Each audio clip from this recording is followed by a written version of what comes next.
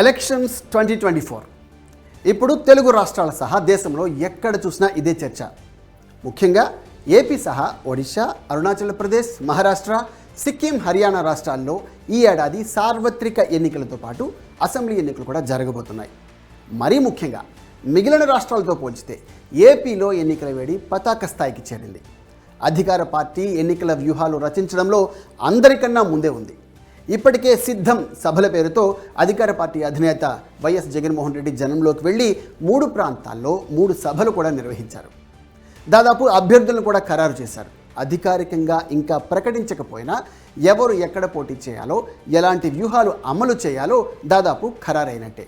ఇక ప్రతిపక్షాలైన TDP, Janasena, BJP, Congress పార్టీలు కూడా ఏపీలో ఎన్నికల హడావిడిని మొదలుపెట్టేశాయి.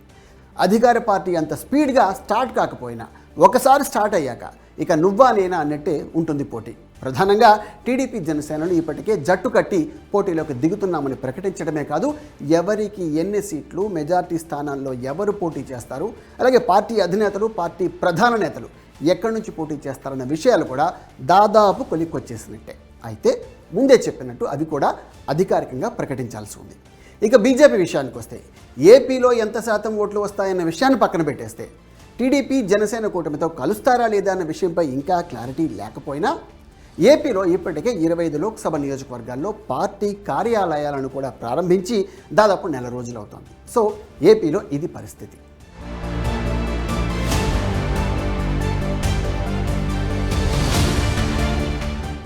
ఇక మిగిలిన రాష్ట్రాల్లో కూడా దాదాపు అదే పరిస్థితి నెలకొంది.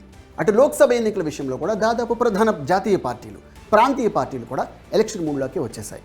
ప్రధాని నరేంద్ర మోదీ ఆ దిశగా పర్యటనలు మొదలెట్టేశారు కూడా. ఆయా రాష్ట్రాల్లో తమ పార్టీ తరపున పోటీ చేసే అభ్యర్థులను కూడా ఖరారు చేసే దిశగా ప్రయత్నాలు సాగుతున్నాయి. ఇప్పటికే తెలంగాణలో సిట్టింగ్ ఎంపీలు మళ్లీ అదే స్థానాల నుంచి పోటీ చేస్తారని బీజేపీ ప్రకటించడంతో ఆయా స్థానాల అభ్యర్థులు అప్పుడే ప్రచారం కూడా మొదలుపెట్టేశారు. మిగిలిన అభ్యర్థుల విషయంలో అధిష్టానం నిర్ణయం కోసం వెయిట్ చేస్తున్నారంతే. ఇవన్నీ జరుగుతుండగానే పొత్తుల చర్చలు సాగిపోతున్నాయి. శత్రువులు మిత్రులు అవుతారన్న వార్తలు పదే పదే వినిపిస్తున్నాయి. స్వయంగా బీజేపీ తెలంగాణ రాష్ట్ర అధ్యక్షుడు ఖండిస్తున్నా సరే తెలంగాణలో బీఆర్ఎస్, బీజేపీల మధ్య పొత్తు రానుందన్న వార్తలు రోజూ వస్తూనే ఉన్నాయి. సరే, అందులో నిజాలు అబద్ధాల సంగతి పక్కన పెట్టేస్తే జరగాల్సిన ప్రచారం మాత్రం జోరుగా సాగుతోంది. విజయ సంకల్ప యాత్రలు కూడా మొదలుపెట్టేశారు తెలంగాణ కమలనాథులు. మొత్తంగా తెలుగు రాష్ట్రాల్లో అసెంబ్లీ సార్వత్రిక ఎన్నికల హడావిడి ఒక రేంజ్లో సాగుతోంది.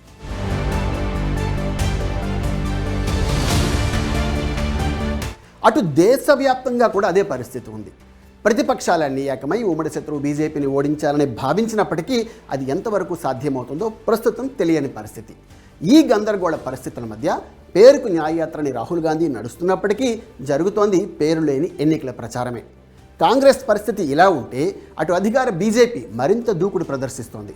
ప్రధాని నరేంద్ర మోదీ ఇప్పటికే ఎన్నికల భేరి మోగించేశారు. దేశవ్యాప్త పర్యటనలు, సభలు, సమావేశాలు కూడా జోరుగానే సాగుతున్నాయి.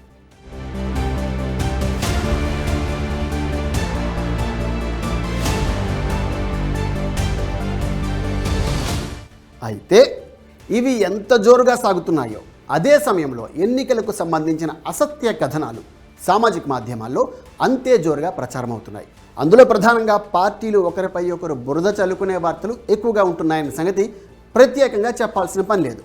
అయితే ఈ బురద జల్లుడు వార్తల్లో కొద్ది రోజులుగా ఎన్నికలు ఎప్పుడు జరుగుతాయన్న వార్తలు కూడా కలిసిపోతున్నాయి. ఏకంగా ఎన్నికల షెడ్యూల్ ఇదే అంటూ సామాజిక మాధ్యమాల్లో వార్తలు చక్కర్లు కొడుతున్నాయి.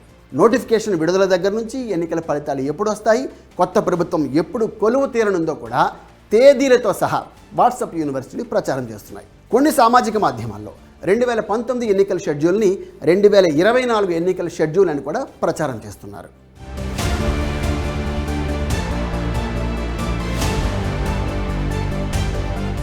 నిజానికి మార్చి 2వ వారంలో నోటిఫికేషన్ వస్తుందన్నది కేవలం అంచనాలే. ఎందుకంటే ఈ ఏడాది జూన్ 16 నాటికి 18వ లోక్సభ కాలపరిమితి ముగుస్తుంది. అలాగే జూన్ 11 నాటికి ఆంధ్రప్రదేశ్ అసెంబ్లీ కాలపరిమితి కూడా ముగుస్తుంది. ఈ నేపథ్యంలో ఎప్పటిలాగే ఈసారి కూడా మార్చిలో నోటిఫికేషన్ విడుదలై మే 2 లేదా 3వ వారం నాటికి ఎన్నికలను ముగిసి మే చివరి వారం నాటికి కొత్త ప్రభుత్వాలు కొలువు తీరే అవకాశం ఉంటుంది. ఇదే విషయాలను దృష్టిలో పెట్టుకుని ఎన్నికల షెడ్యూల్ విషయంలో రకరకాల ప్రచారాలు జరుగుతున్నాయే కానీ ఇప్పటి వరకు ఎన్నికల కమిషన్ ఏ విషయాన్ని అధికారికంగా ప్రకటించలేదు.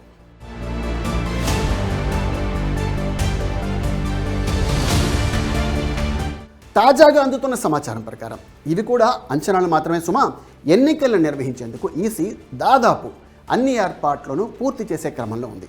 చివరిగా వచ్చే నెల 8, 9 తేదీలలో కేంద్ర ప్రభుత్వాన్ని కలిసి జమ్మూ కాశ్మీర్లో భద్రత గురించి, అక్కడ ఎన్నికల కోసం అందుబాటులో ఉండే బలగాల విషయంలోనూ ఒక స్పష్టత కోసం అధికారులతో చర్చలు జరపనుంది. అలాగే మార్చి 12, 13 తేదీలలో ఈసీ అధికారులు స్వయంగా జమ్మూ కాశ్మీర్ సందర్శించి అసలు అక్కడ అసెంబ్లీ ఎన్నికల్ని లోక్సభ ఎన్నికలతో కలిపి నిర్వహించే పరిస్థితి ఉందా లేదా అన్న విషయాన్ని పరిశీలించనున్నారు. అయితే ఇదంతా అక్కడ అందుబాటులో ఉండే బలగాల సంఖ్యపైనే ఆధారపడి ఉంటుంది. ఆ తర్వాత అధికారులు ఎన్నికల క్యాలెండర్ ప్రకటించే అవకాశం ఉందని ఈసీ వర్గాలు చెబుతున్న మాట. అంటే ఈసారి కూడా దాదాపు 2019లో జరిగినట్టు ఏప్రిల్, మే నెలల్లోనే ఎన్నికలు జరగనున్నాయి. అప్పట్లో ఏప్రిల్ 11 నుంచి మే 19 వరకు సుమారు 7 విడతల్లో ఎన్నికలు జరిగాయి. అయితే ఈసారి తేదీల్లో మార్పులు ఉండే అవకాశం ఉంది. కానీ ఎన్ని విడతల్లో జరుగుతాయన్న విషయంలో ఇంకా స్పష్టత కూడా రావాలి.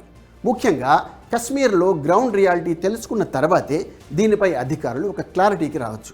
మొత్తంగా ఈసీ అధికారికంగా ప్రెస్ మీట్ పెట్టి చెప్పేంత వరకు ప్రచారంలో ఉన్న ఏ వార్త కూడా నిజం కానే కాదు.